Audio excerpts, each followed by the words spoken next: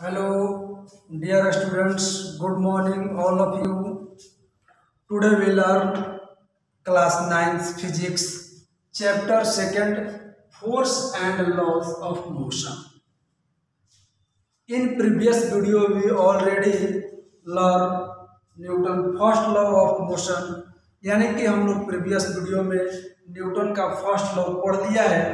आज के वीडियो में हम लोग न्यूटन सेकंड लॉ पढ़ने जा रहे हैं, जो कि आप लोगों का बोर्ड पर लिखा हुआ है। सेकंड लॉ ऑफ मोशन का क्या बोलता है कि the rate of change of momentum, यानी कि rate of change of momentum. Momentum भी आप लोग जानते हैं P equal to M into v होता है। तो उसमें चेंजिंग, यानी कि फाइनल मोमेंटम में से इनिशियल मोमेंटम को हम लोग क्या करते हैं, सब्ट्रैक्ट करते हैं, तो वो चेंज होता है। और रेट का मीन्स पर यूनिट टाइम, यानी टाइम से हम लोग डिवाइड करते हैं तो पर यूनिट निकलता है। तो वही कह रहा है कि the rate of change of momentum of a body, किसी बॉडी के मोमेंटम में जो चेंज होता है उसको टाइम से डिवाइड किया जाता है, तो वो जो होता है डायरेक्टली प्रोपोर्शनल टू द, वो डायरेक्टली प्रोपोर्शनल होगा किसके, अप्लाइड फोर्स का। यानी कि जो फोर्स होगा डायरेक्टली प्रोपोर्शनल होगा किसके, rate of change of momentum का। And takes place in the direction in which the force act, और उसका डायरेक्शन क्या होगा, तो जिस डायरेक्शन में फोर्स उस पर एक्ट करेगा। ओके, तो यहां देखिए कोई ऑब्जेक्ट है m जिसका इनिशियल वेलोसिटी u है, और आफ्टर टाइम t इस पर जब फोर्स F एक्ट कर रहा है, यानी कि एक जो फोर्स इस पर एक्ट करेगा इस डायरेक्शन में, तो इसका फाइनल वेलोसिटी v हो जाता है, जबकि मास तो वही सेम रहेगा। मास m है तो वो t टाइम के बाद b पॉइंट पर वो क्या कर रहा है, रिप्लेस होकर के चला जा रहा है। तो यही लिखा गया है, suppose a body having initial velocity u and mass m। माना कि किसी ऑब्जेक्ट का इनिशियल वेलोसिटी u है जिसका मास m है, आफ्टर सम टाइम t, यानी कि कुछ समय t के बाद इट्स फाइनल वेलोसिटी v, इसका फाइनल वेलोसिटी v हो जाता है व्हेन, जब force act on this body, जब इस पर F फोर्स एक्ट किया जा रहा है, यानी इस पर आपका जो F फोर्स है वो एक्ट करेगा, तो ये वेलोसिटी चेंज होकर के v हो जाएगा, मास m रहेगा और पॉइंट b पर चला जाएगा, तो उसको जाने में टाइम तो लगेगा ना। तो हम लोग जो फोर्स का सेकंड लॉ है उसका हम लोग डेरिवेशन करेंगे। तो फर्स्ट ऑफ ऑल हम लोग इसमें से निकाल लें इनिशियल मोमेंटम। इनिशियल मोमेंटम क्या होगा, m इंटू यू, एम भी होता है ना जी, तो m इंटू यू हो गया। समझ में आ रही है सभी लोगों को, वेरी गुड, यानी कि एम यू। उसके बाद फाइनल मोमेंटम, फाइनल मोमेंटम हो जाएगा m इंटू भी, यानी कि एम भी। ओके, तो हम लोग अकॉर्डिंग टू सेकंड लॉ क्या कहता है, rate of change of momentum. तो यहां पहले चेंज ऑफ मोमेंटम निकालिए, चेंज ऑफ मोमेंटम क्या हो जाएगा, एम भी माइनस एम यू, यानी कि final momentum minus initial momentum, यहां लिख भी सकते हैं। चलिए मैं लिख भी दे रहा हूं,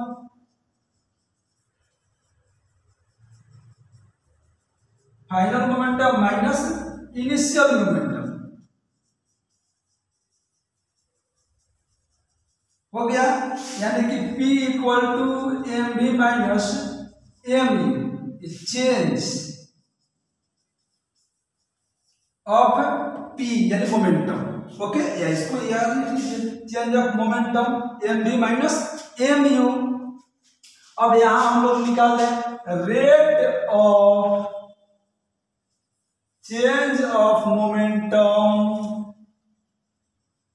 क्या हो जाएगा, m v minus m u by T.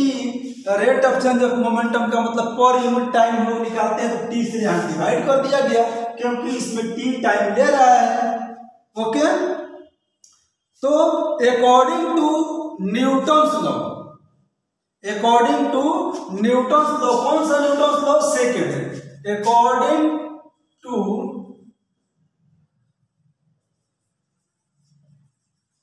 Newton second law क्या हो जाएगा, जो फोर्स होगा वो डायरेक्टली प्रोपोर्शनल होगा किसका, rate of change of momentum का, यानी कि F proportional to m v minus m u by T.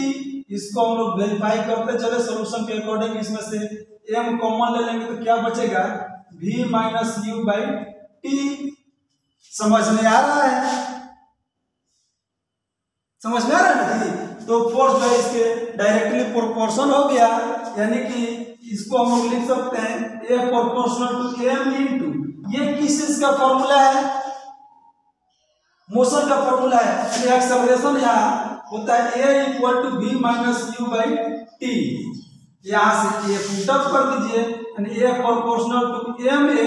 जब प्रोपोर्शनल का सिंबल हटता है तो वहां क्या आता है, कांस्टेंट टर्म आता है, यानी F इक्वल टू के एम ए।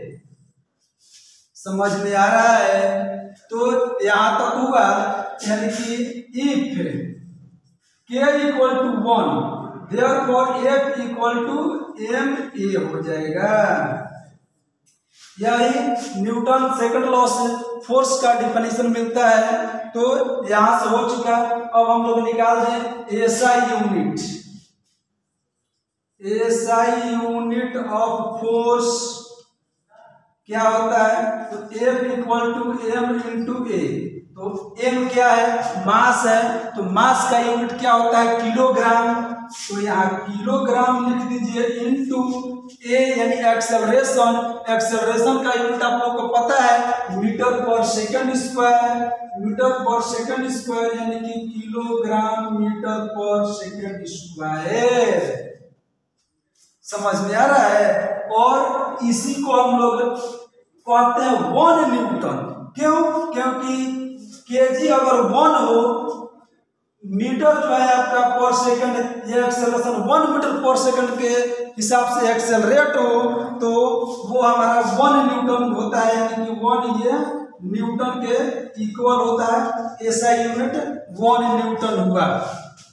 इस प्रकार हम लोग लिख सकते हैं कि द एसआई यूनिट ऑफ, इसमें लिख दे रहे हैं, the SI unit of force is kilogram metre per second square. समझ में आ रहा है, तो इसी को हम लोग क्या कहते हैं, 1 न्यूटन, यानी कि which are known as kilogram metre per second, known as Newton,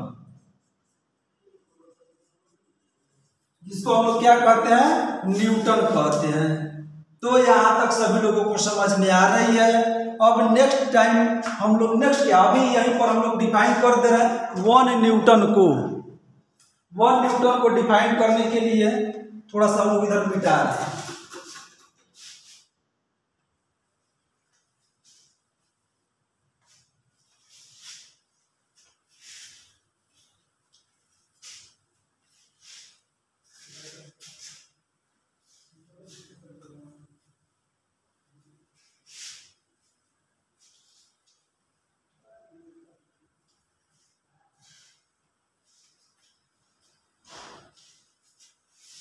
paper में आता है डिफाइन 1 न्यूटन।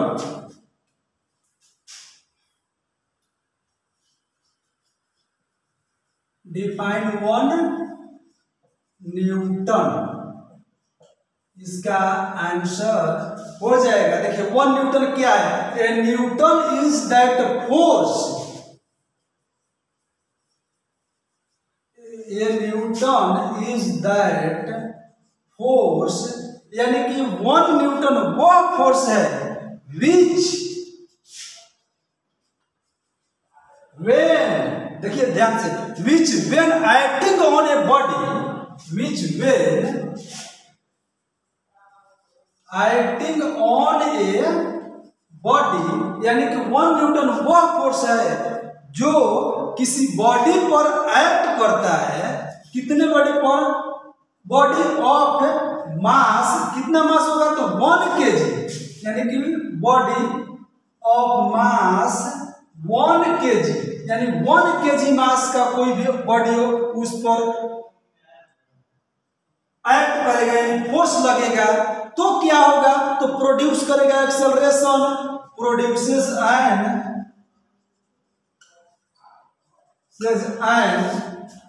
एक्सेलरेशन। कितना होगा? 1 metre per second square, 1 metre per second square ये हो गया कितना में? तो टाइम टी आपका जो भी लगेगा, तो यानी produce 1 metre per second square इन ईट, यानी उसमें 1 मीटर पर सेकंड स्क्वायर का एक्सेलरेशन प्रोड्यूस करता है। कब? यदि 1 kg मास पर आपका फोर्स एक्ट कर रहा है, तो वो फोर्स का वैल्यू होता है 1 न्यूटन, यानी कि वैसा फोर्स जो कि 1 kg मास पर लगकर 1 मीटर पर सेकंड स्क्वायर के हिसाब से आपका एक्सेलरेशन प्रोड्यूस करता है, तो वो आपका 1 न्यूटन कहलाता है। तो आज का हम लोग यहाँ से पढ़ लिए कि एक्सेलरेशन अगर निकालना होगा तो हम लोग क्या करते हैं, नोट में लिख लीजिए F इक्वल टू क्या होता है, ma, तो A equal to F by m, यानी एक्सेलरेशन हो गया। समझ में आ रहा है? तो इस प्रकार यहां से नोट में और देख लीजिए एक्सेलरेशन क्या होता है। तो the acceleration produce in a body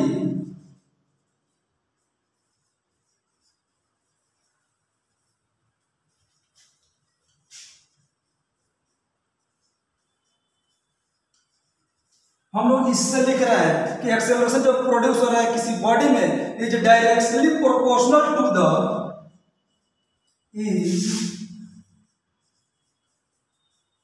directly proportional to the, directly proportional किसके है? तो फोर्स के। समझ में आ रहा है? तो ये directly proportional to the force और इनवर्सली प्रोपोर्शनल होगा किसका? ये मास का। समझ में आ रहा है? To the force acting on it and inversely proportional to the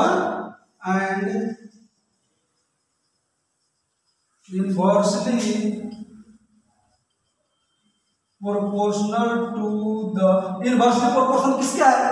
यानी कि इसको हम लोग लिख सकते हैं F equal to A by into 1 by m, तो ये डायरेक्टली प्रोपोर्शनल हो गया और ये इनवर्सली प्रोपोर्शनल हो गया। तो इनवर्सली प्रोपोर्शनल टू द किसके? तो मास का, मास ऑफ बॉडी। ये समझ में आया बात आप लोगों का? यानी कि हम लोगों ने इस चैप्टर में फोर्स का जो सेकंड लॉ होता है मोशन का वो पढ़ लिया हमने। उसके बाद 1 न्यूटन का डिफाइन किया। उसके बाद हम लोग एक्सेलरेशन क्या होता है, कैसे प्रोपोर्शनल होता है, ये पढ़ा। तो आज का क्लास आप लोग का इतना ही। Thanks for watching. आप लोग नोट्स बनाते रहें, कंटिन्यू क्लास में जुड़े रहें। इसके लिए आप लोग को बहुत बहुत धन्यवाद।